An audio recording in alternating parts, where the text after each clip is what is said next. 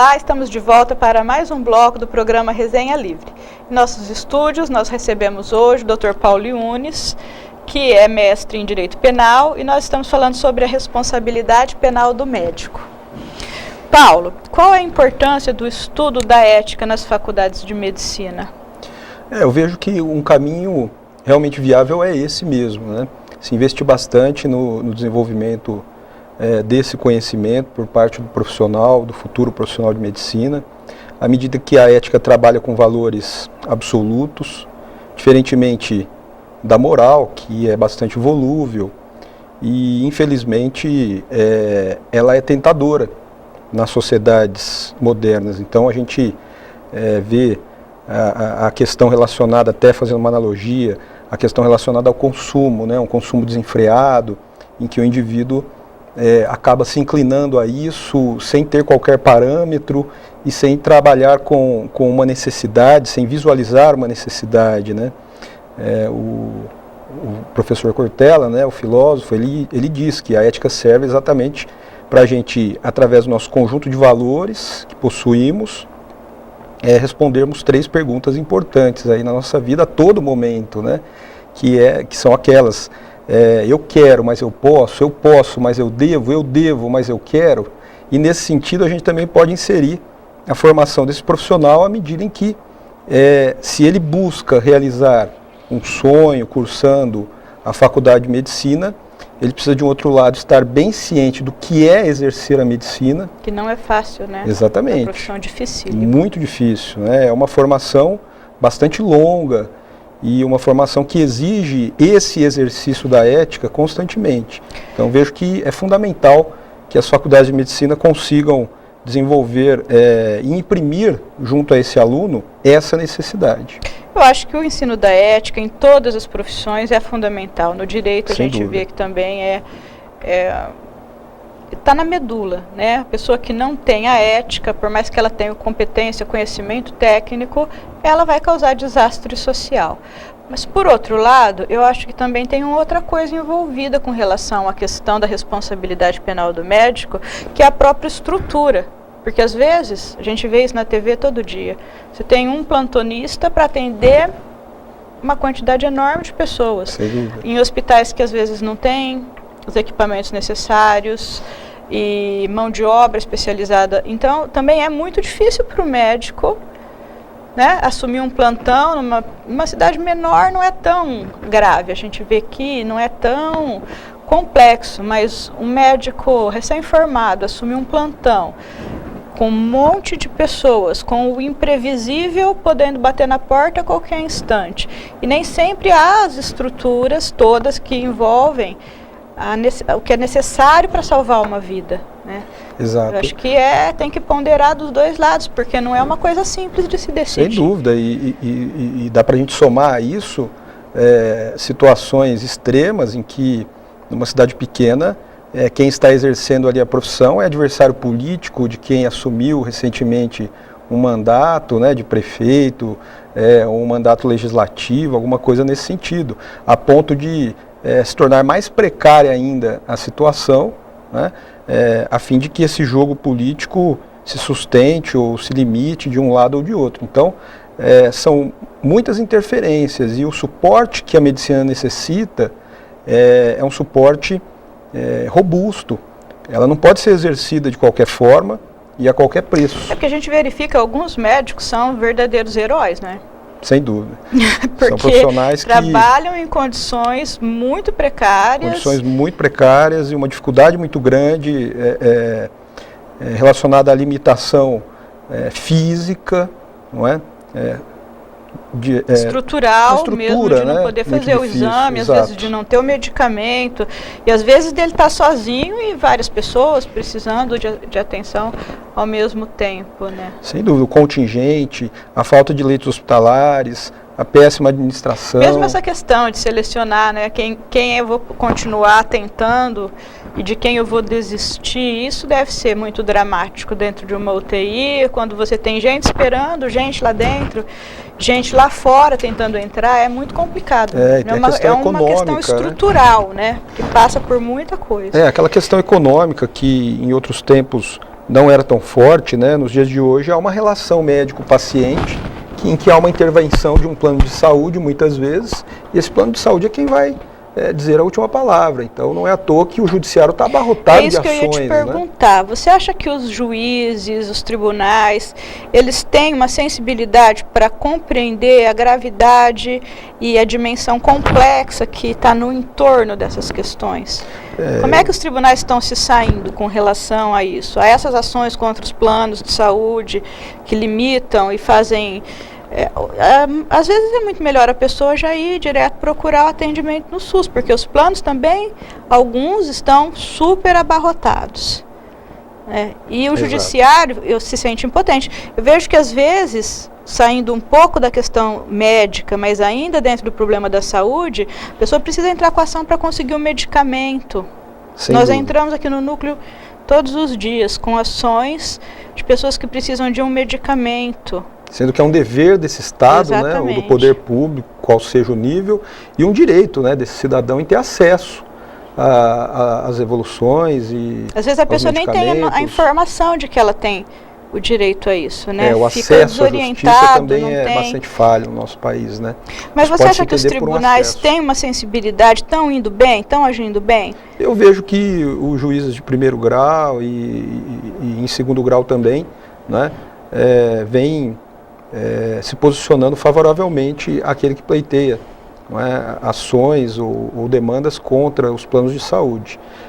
Aqui está em jogo um direito incontestável desse indivíduo, né, em face de uma estrutura em que no plano de saúde o objetivo, obviamente, não está errado, é a questão econômica, o objetivo maior, né, é o lucro. Mas a gente vê que as leis vêm expandindo, né, esses direitos relacionados a esse segurado e as decisões são bem favoráveis a quem pleiteia, né? E com relação ao erro médico mesmo, voltando no tema inicial, o Poder Judiciário, você acha que está aparelhado para decidir? Como é que funciona na prática o trâmite? Porque o juiz ele não entende nada de medicina, né? Como é que ele vai conseguir julgar isso?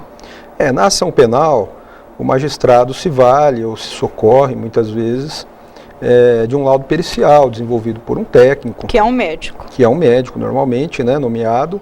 E por vezes, há um acompanhamento técnico também de profissionais relacionados à defesa. Então, é possível que esse profissional, em razão do contraditório, da ampla defesa na ação penal, tenha condições de se defender. E essas condições lhe são garantidas. É óbvio que esse magistrado ele vai precisar se inteirar muito do que aconteceu, analisar cada caso concreto específico e não colocar tudo no mesmo saco e entender que é uma situação única. Né? Porque esses erros, eles geram geralmente uma grande comoção social, né? Então já é uma tendência da mídia já condenar o profissional, às vezes mesmo antes de existir uma apuração correta do que aconteceu. Então, nesse sentido, é preciso que exista mesmo uma ampla defesa para separar, né, o bom profissional daquele que foi, na verdade, levado a erro pela precariedade da situação ou por uma coisa que escapa ao poder, né? É difícil. Exatamente, é difícil. Julgar. É difícil, tem que se analisar cada caso concreto, né? Infelizmente, a mídia, de uma forma não muito séria, acaba pensando alguns casos que entende ser mais interessantes e reticentemente, e até com certo sensacionalismo, acaba divulgando esses casos, né, a ponto do indivíduo entender que em toda e qualquer situação, né, à medida que ele entrar num hospital, tudo pode acontecer. Né, e na verdade não é bem assim. Por outro lado, também nós sabemos que existem péssimos profissionais, pessoas que se colocam a fazer coisas que não sabem, a implantar coisas e tomar sem procedimentos necessários, sem o devido cuidado, ou deixar a pessoa lá, precisa ter o nenê, fica lá hoje, amanhã, vai para cá, vai para lá, até que morre a mãe, morre o nenê também. Então tem casos e mais casos, né? Mas eu acho que é um campo, para quem milita na área jurídica, bastante complexo, que exige muita sensibilidade para trabalhar com isso. Não é simples não. A demanda judicial que envolve valores dessa ordem, ela traz uma complexidade muito grande. Então, de um lado, né, uma vida que foi ceifada, ou a saúde, a integridade física do indivíduo, não é?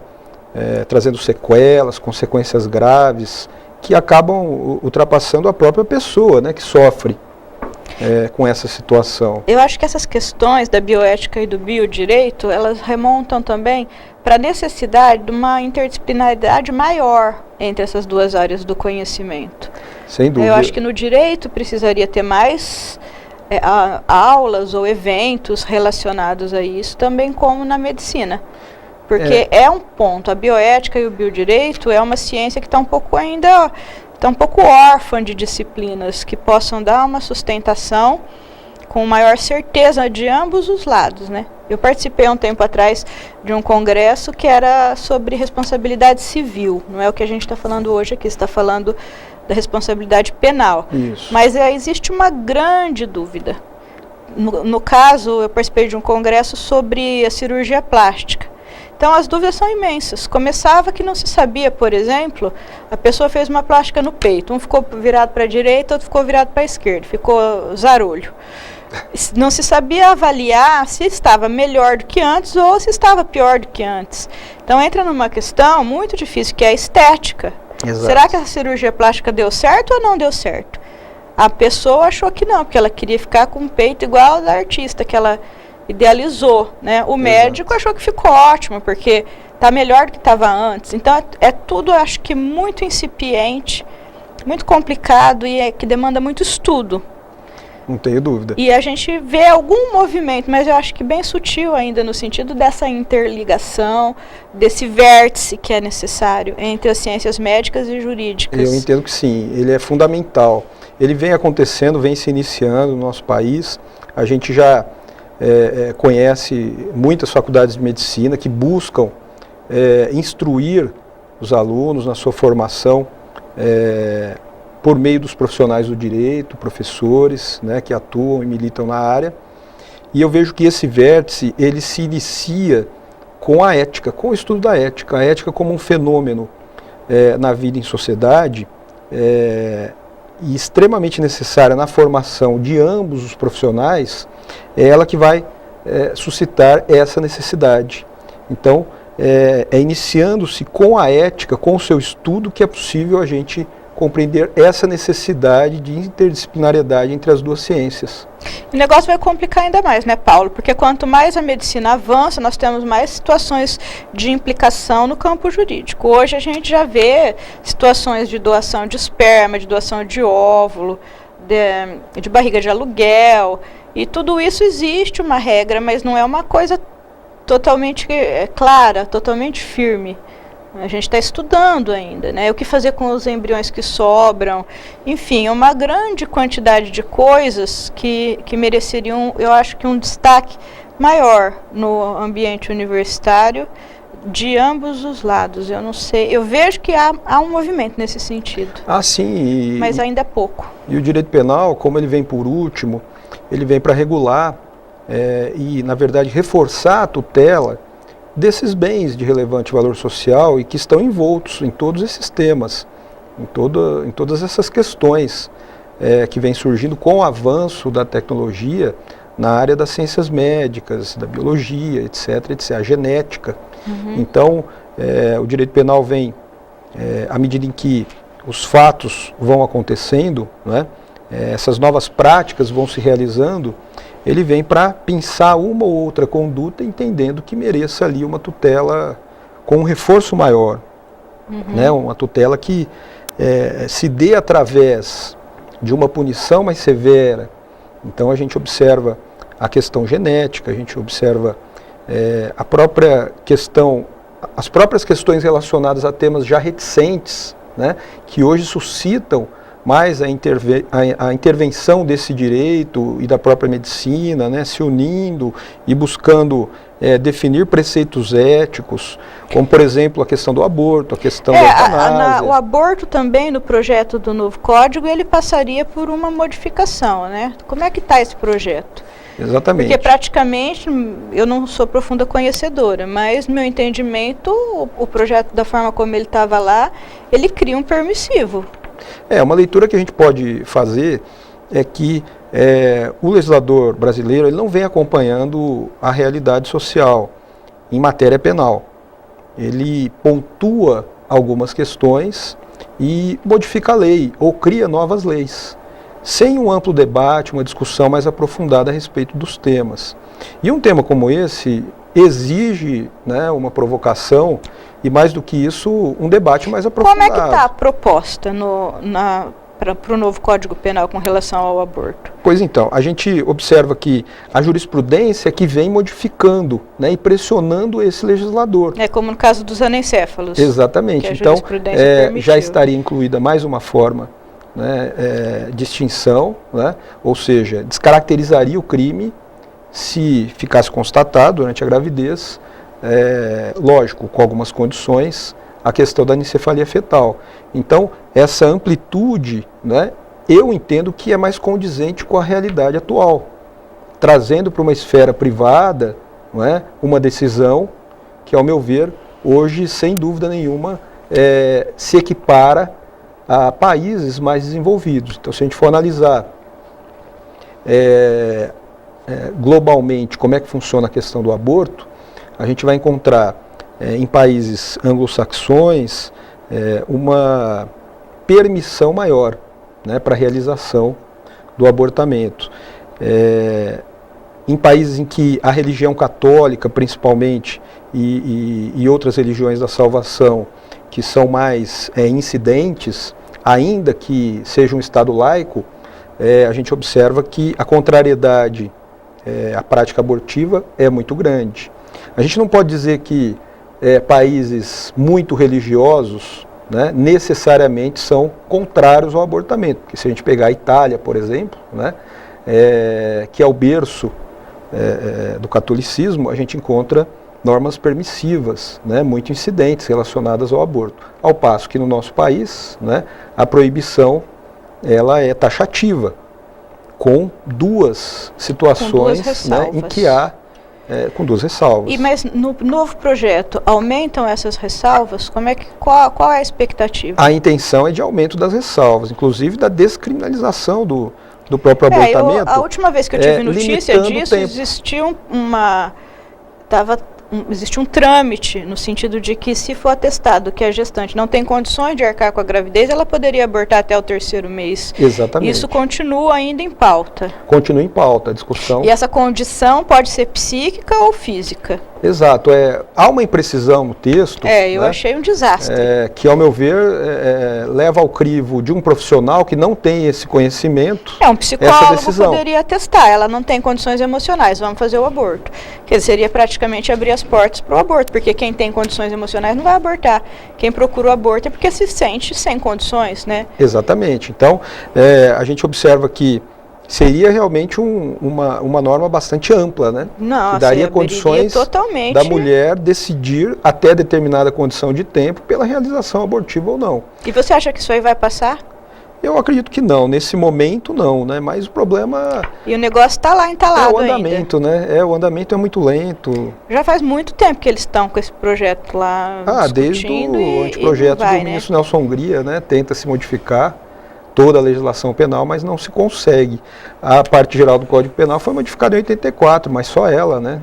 Uhum. Então, modificações pontuais vêm acontecendo com bastante imprecisão, infelizmente, principalmente em relação à desproporção das penas, né? É nesse sentido. Que isso aí dá assunto para um outro programa, né? As incoerências, as inconsistências dentro do direito penal são notáveis. Notáveis, né? Hoje, infelizmente, são. Nós vamos marcar outro dia para falar sobre isso, Paulo. Okay. Só para terminar, uma dúvida, né? Um assunto que às vezes até a gente vê questionamento e ninguém sabe se posicionar ao certo. A transfusão de sangue para o testemunho de Jeová. O sujeito chegou no hospital, precisa de uma transfusão ou vai morrer. É testemunha de Jeová. Como é que o médico deve proceder? Num raciocínio de biodireito, num raciocínio bioético, tem que ser considerada essa posição do indivíduo. obviamente que esse profissional de medicina estará cercado aí de toda uma orientação jurídica dentro de uma instituição, se assim se der, Quer se dizer, assim cada acontecer. hospital poderia ter uma orientação, é isso que você está falando? Mas normalmente os hospitais orientam no sentido de se resguardar documentalmente, caso esse paciente realmente bata o pé e não queira ser transfundido. E aí, no caso, o médico não responderia por omissão de socorro? Em tese, não. Nem se a família depois reivindicar. O problema é que só esse tipo de documentação, os profissionais de direito vêm entendendo que não é suficiente, a ponto de ingressarem, ou o próprio hospital ingressar, né, caso haja tempo para isso, né, com um pedido de alvará judicial para poder intervir.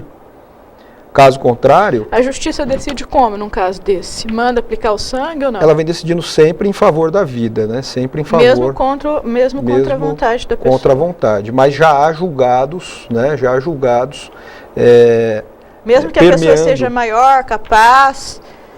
Porque, claro, tudo se isso for uma tem que ser levado em consideração, sem dúvida. Que vai se aplicar o sangue. Tudo isso tem que ser levado em consideração. Os pais são testemunha de Jeová, a criança precisa, eu acho que aí não resta dúvida. Eu fico em dúvida com relação a uma pessoa maior, capaz, em sã consciência, a autonomia do paciente hoje, que fala, não quero receber sangue. Isso, A autonomia do paciente hoje na bioética, no biodireito, ela vem imprimindo uma ideia distinta dessa, né? No entanto, esse profissional, né, ele tem um dever ético, ele precisa atender a esses preceitos, né, essas premissas. Então, como eu te disse, hoje os hospitais vêm orientando ao se buscar o judiciário para, através de um alvará ou por meio de um alvará, né, de um juiz, agir ou não agir, dependendo da situação. Então, aí vai depender do magistrado, da sua visão, né, do seu posicionamento. Quer dizer que no primeiro momento não aplica, vai procurar o juiz para ver o que vai fazer. Eu acho que a gente tem que diferenciar duas situações, que é muito importante. A situação de urgência e emergência e a situação em que há tempo hábil para se realizar isso, né, buscar o Poder Judiciário. No caso da urgência e emergência, em havendo a necessidade, não é, a gente observa que a orientação jurídica é positiva em relação à transfusão. Então, aquele advogado que orienta aquele profissional, via de regra, ele orienta a transfundir, não é? A realizar a transfusão. Porque numa situação como essa, fica muito mais fácil, entre aspas, né, no judiciário, você defender o médico de um pelo dano fato, moral, exatamente, que alguém possa depois querer entrar contra o hospital, isso, contra o médico. Exatamente, né? Por ele ter agido conforme os preceitos aí da sua entidade de classe, né, e em favor da vida, do que se ele agisse contrariamente. Não é? Mas se cercando esse profissional... De qualquer forma é complicado, porque envolve princípios de novo, né? Bem complicado. Envolve de novo o princípio da religião, né, da liberdade de crença, sendo o não receber sangue um corolário da convicção dos que são testemunhas de Jeová. Então, pela própria Constituição, a gente percebe que tem uma dúvida aí, né? Tem, sem dúvida. É bem difícil mesmo. É uma questão a ser enfrentada. A gente está numa área bem complicada. Essa é uma área que merece muito mais atenção de todo mundo que lida com o direito, né? Eu também entendo. Ai, Paulo, o papo tá bom, mas para variar eu não consegui chegar no final das minhas perguntas. Eu não sei o que acontece, não sei se eu estou indo muito devagar, mas ainda vamos ter que vir outro dia para terminar esse assunto. Mas eu agradeço muito a sua presença. Eu que agradeço. Então, o Resenha Livre de hoje fica por aqui. Eu agradeço a sua atenção e eu espero você na próxima semana.